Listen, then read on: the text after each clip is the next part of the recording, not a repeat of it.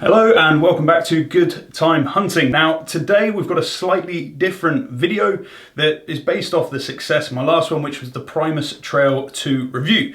As any sane person would do, I started scrolling through the comments and there was one thing that I saw really jump out, which was a comment from Anthony. And Anthony said, VivoBarefoot has just released the new Trail 3 SG. I really love looking at it, but sadly it's just too pricey for me. So I thought, I've got a very understanding girlfriend, I've got a very good partnership with Vivo.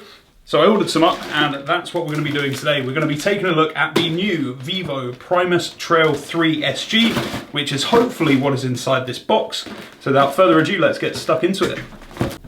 Okay, so before we get stuck into the actual unboxing of these shoes, I think it's important first to set some expectations. And the first expectation is exactly what Vivo is claiming this shoe can do. Now on their website, they say that this is their most versatile training footwear to date. They're designed for use on the trails and a lot more, with them being lightweight, flexible, quick to drain and dry. Now this video is just all about the unboxing and my initial thoughts and interpretations of this shoe. I have got probably about 13 different pairs of Vivos downstairs. I've done half marathons, multi-day barefoot hikes, all sorts of stuff with barefoot shoes.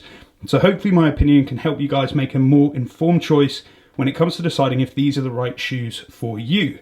That said, this is going to be my initial review. I'm not going to have been out and done any trail running in these shoes. I'm not going to have done much more than just take them out of the box, which I think is probably the best way to start. Now, one of the things that I do love about Vivo is their use of recycled and recyclable materials. And you get that right the way throughout their packaging. With, for example, this plastic bag, 100% recyclable, so make sure you stick that in the bin afterwards.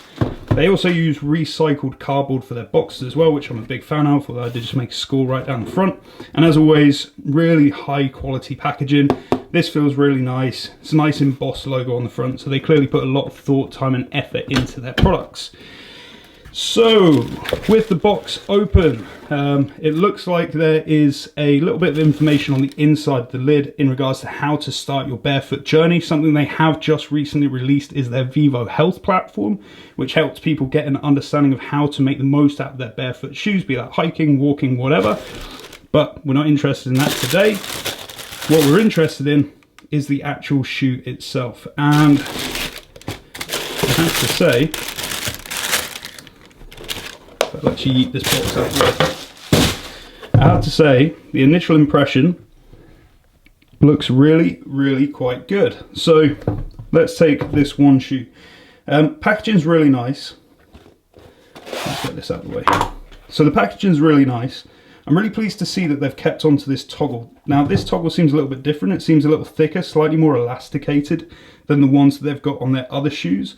And also what's interesting is they haven't, unlike on the Primus Trail, got a lip at the front. Now it will be interesting to see how this copes when it comes to blistering.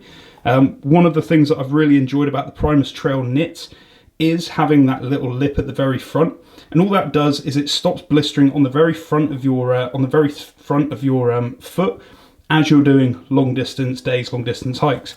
Now this seems to be a bit of a rib with some exposed stitching on it. So it will be interesting when I do a bit more long-term testing on these, just to see how that performs. The other thing that's screaming out to me at the minute, and I haven't tried them on just yet, is that these laces seem really quite long. Now typically what I do when I'm running, foot's inside, is I'll thread that through, but it does look like there's actually quite a lot of excess, which could, not quite, it's not going to get quite underneath the tread, but it's certainly going to flap about. So you might have to do some inventive knot tying or something like that, just to make sure that that doesn't end up getting in the way. Now, other design things to note on these shoes is that I ordered them in the one color that's available, which is obsidian. Now, extremely obvious, the obsidian means black, which is what the majority of this shoe is, but it has got a bright orange sole.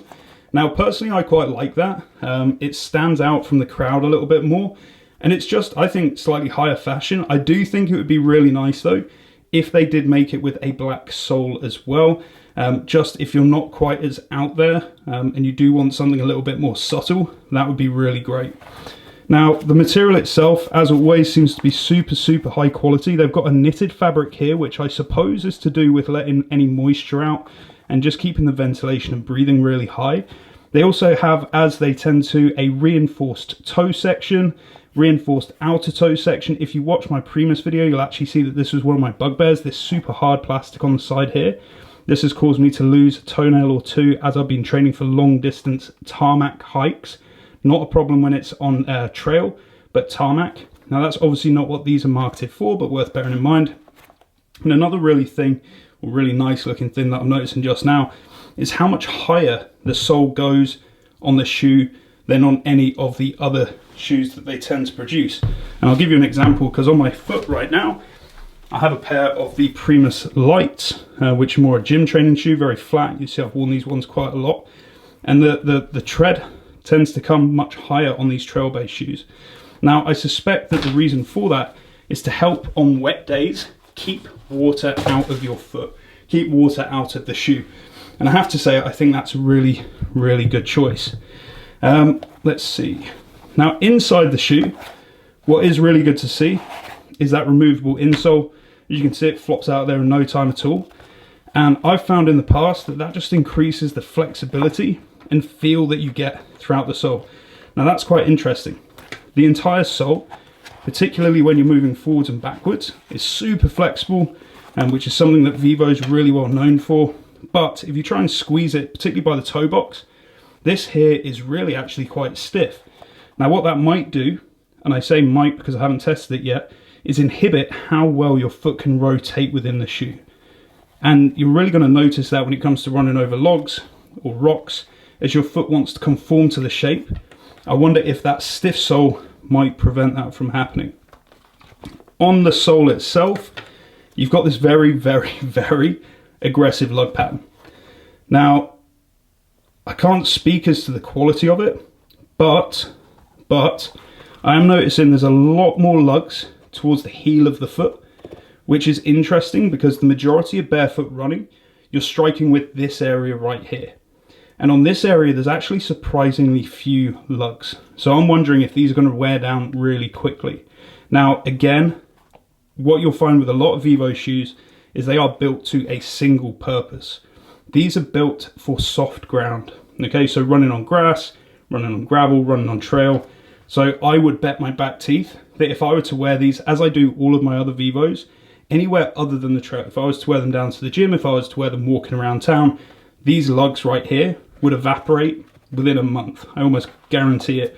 But I think that if I just use these for soft ground, which is what I'm going to do, we're going to maintain this lug pattern really nicely. Although I am curious, and I will ask Vivo, why they've decided to increase the lug pattern towards the heel of the foot. Maybe it's just because there's less surface area here, and they had to in order to make sure that there was adequate grip. But it would be really interesting to find that out. Another nice thing to see actually, and I don't know why they've done this, is this sort of, what would that be? Octagonal or hexagonal sort of detailing towards the outer edge of the foot. Now this is something that I typically see with CrossFit shoes for climbing ropes, right, to scarpering up ropes. So why Vivo's felt the need to add that in, I'm not 100% sure. It might just be stylistic, but again, it could be for when you're running, if you do happen to land in a slightly sketchy position, let's say you land on the outside edge of the foot, they could have gone for this more aggressive marbling effect tread, just to make sure it really bites, really grabs onto whatever surface that you're trying to hold on to. From a design aspect, a couple of other nice things to point out is the detailing that you get along this what is it, perhaps leather, or certainly like very, very high density plastic or pleather. The detailing in there is really, really, really nice, and I'm not sure if you guys can quite make that out. Let me see if I can get it to focus on that.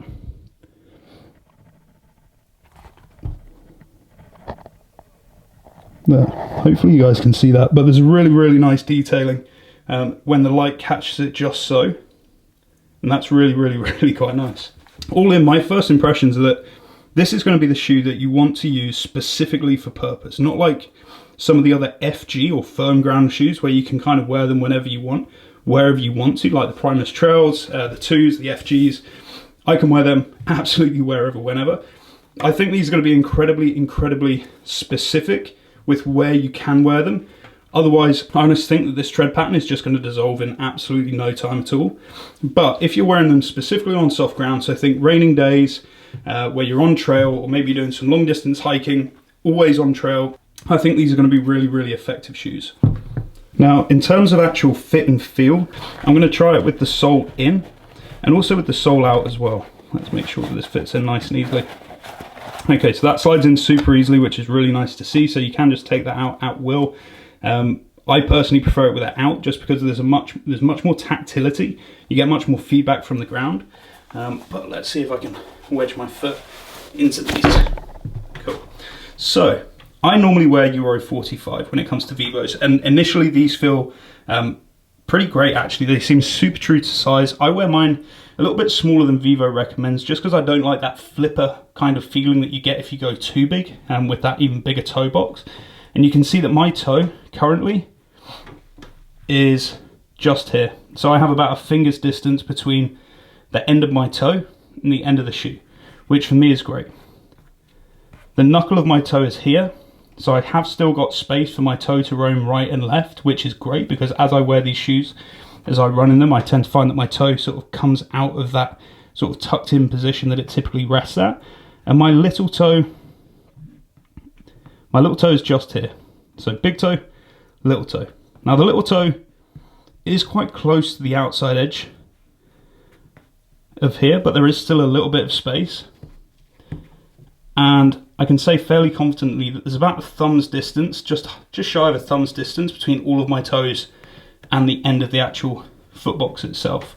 Now, I'll be interested to see how it feels with that sole taken out, because again, it's very thin. There's not a lot to it, but I would imagine that that's going to increase the amount of space in the shoe just enough for it to feel completely different. Yeah, okay, so as I thought, this feels like a completely different shoe now. As is often the case when you take the sole out of the Vivos, I can immediately feel a lot more through the sole. I can actually feel this line in the desk, and that's a very, very thin ridge, but I can feel that on the underside of my foot. My toe is now sat a full thumb's distance away from the edge. Same with the little toe as well. So I would imagine actually for this Vivo, I'm not even going to bother with wearing these. The only time that these come into use, in my personal opinion, is when you are walking on tarmac, walking on the road, and you want that little bit of extra cushioning just to take the impact out of the shoe as you're walking. So there you are, those are my initial thoughts on this shoe, the VivoBarefoot Primus Trail SG. Now these are priced at £145 on the Vivo Barefoot website. My personal opinion is that if I was going to have one pair of Vivos, this wouldn't be it. And that's before even going out on the trails. And that is purely down to the lug pattern.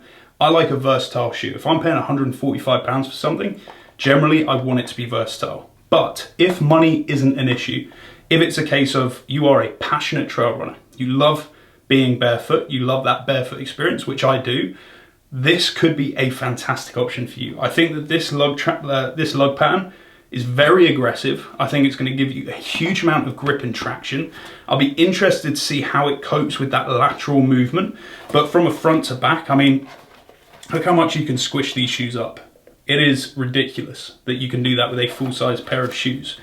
I'd definitely be wearing it without the insole. I think that's going to detract from the experience.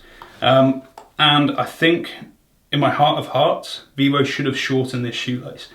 And they should have introduced a black on black. But apart from that, I think that this is going to be a fantastic shoe. Now the next step for me is actually going out trail running and getting a feel for these and giving you a video just feeding back with my thoughts. If you want to see that, leave me a comment in the comments section down below. If you enjoyed this short review, give me a thumbs up. And if you have any follow-up questions, again, hit me up down in the comments and I'll be more than happy to reply with any of your comments. Yeah, I hope you enjoyed, and I look forward to sharing another video with you again very soon.